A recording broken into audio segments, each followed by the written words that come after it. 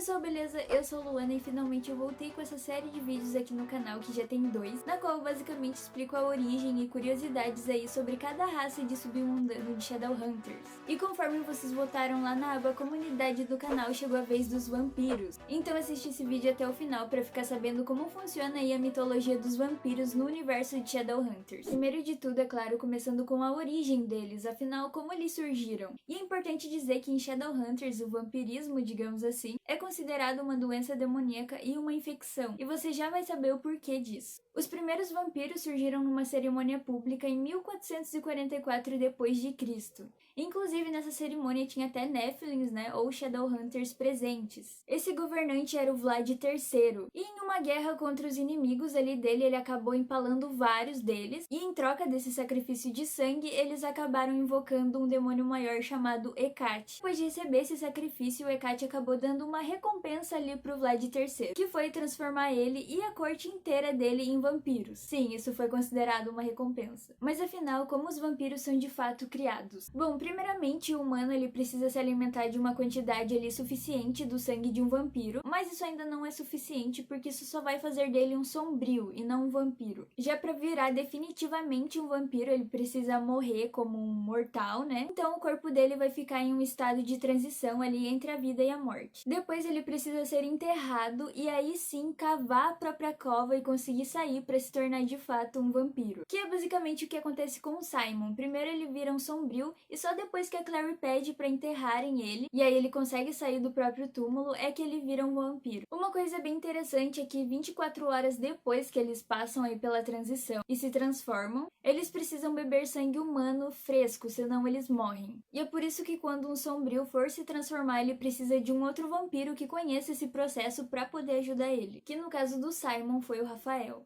E agora que você já sabe a origem e como os vampiros são criados, vamos lá saber como funcionam as leis e as políticas ali para eles. Teve uma época que aconteceu uma guerra e vários combates ali entre os vampiros e os Shadowhunters. Porém, para não ficar o tempo todo em guerra, eles resolveram fazer um acordo. E é por isso que os vampiros têm que seguir ali algumas regras da clave. Uma delas é se alimentar do sangue de pessoas. Não tem problema algum o vampiro se alimentar ali, do sangue de humanos, desde que eles deixem o suficiente para a pessoa conseguir se recuperar depois. Mas o que acontece é que a maioria dos vampiros não sabe controlar ali a sede de sangue deles no começo, e então acabam optando por consumir sangue de animal. Porque como eles não sabem muito bem como controlar, eles podem acabar matando os humanos. Meio que sem querer, porque eles ainda não sabem controlar ali totalmente a criatura em que eles se tornaram. Geralmente os vampiros eles vivem em clãs, Tanto que na série, quando o Simon não quer se juntar a um clã, eles ficam ali revoltados. E pode ocorrer vários combates entre clãs, ou até mesmo dentro de um próprio clã, ou seja, uma revolta. Isso pode mudar totalmente a liderança, já que quando um vampiro mata o líder desse clã, ele se torna o líder. E basicamente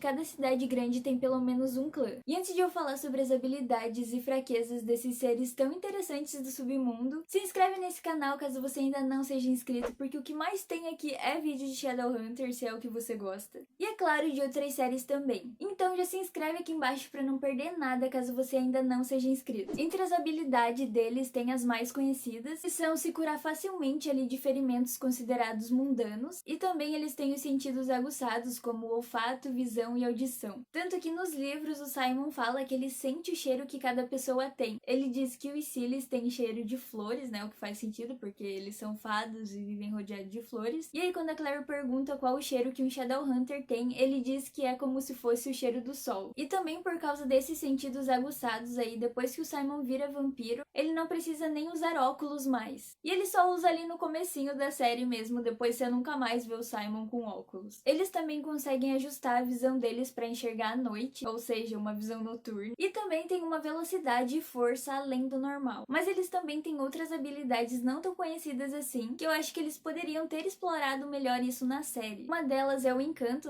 no qual o vampiro meio que hipnotiza ali as pessoas. Um outro muito doido é que eles conseguem se transformar em morcegos, ratos e poeira. O interessante é que a habilidade deles só aumenta conforme eles vão ficando cada vez mais velhos. E também uma outra coisa muito legal é que o reprodutor, ou seja, o vampiro que transforma um humano em vampiro, ele acaba passando parte da sua habilidade para quem ele transformou. Então ele meio que transfere os poderes dele até um certo ponto. E agora vamos para as fraquezas. Uma bem conhecida e óbvia é o sol, né? Mas eles também são muito vulneráveis ao fogo. Outras coisas são água benta e espadas angelicais. A estaca de madeira ali também, se perfurada direto no coração, funciona para matar eles. Mas a prata, ela só é tóxica, ela faz eles sentirem dor, porém ela não mata. Se tem uma coisa muito legal no universo de Shadowhunters relacionado aos vampiros, é que símbolos sagrados só funcionam com eles de acordo com a crença de cada humano que foi transformado em vampiro. Por exemplo, um humano que não era cristão e foi transformado em vampiro, o crucifixo não vai fazer nenhuma diferença ou afetar ele.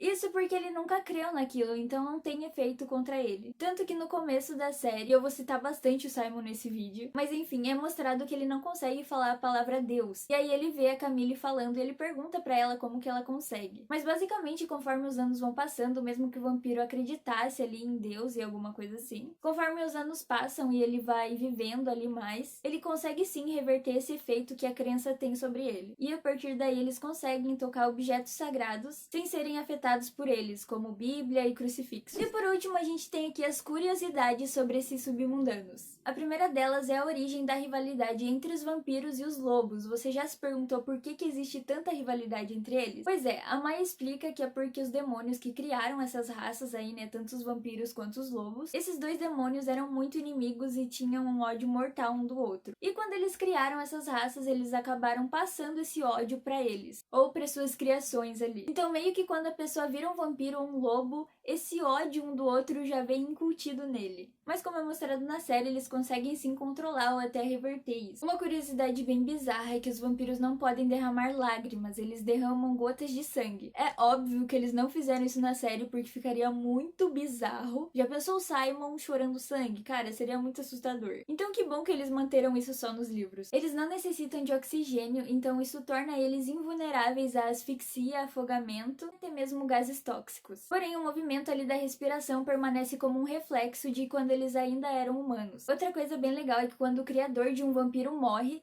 esse vampiro que foi criado por ele sente a mesma dor que o seu criador sentiu no momento da morte. Então ele consegue sentir ali quando o criador dele morre. A terra do túmulo em que o vampiro saiu pode servir para passar uma mensagem para ele ou chamar ele num momento de emergência. Tanto que às vezes os clãs têm um vasinho ali com a terra de cada túmulo dos membros desse clã. Para quando o líder quiser chamar todos eles, ele só dá uma mexida ali na terra e eles vêm. Pois é, um pouco estranho, mas eu achei legal. E eles não podem ser rastreados nem por magia demoníaca ou angelical. E assim como os feiticeiros, eles são estéreis, né? Eles não podem ter filhos. Então a única forma de continuar a linhagem deles é transformando humanos. Esse foi o vídeo de hoje. Se você gostou, deixa seu like aqui embaixo. Se inscreve nesse canal se você ainda não é inscrito para não perder nenhum vídeo. E eu comento sobre várias séries, incluindo Shadowhunters lá no meu Instagram. E caso você queira me acompanhar mais de perto, é só me seguir, o link tá aí na descrição. Aqui do lado tem outros 2 vídeos sobre Shadowhunters que você pode gostar. E já aqui na descrição tem o link de uma playlist inteirinha só de vídeos de Shadowhunters pra você ir lá maratonar. Esse foi o vídeo de hoje, espero que vocês tenham gostado e até mais!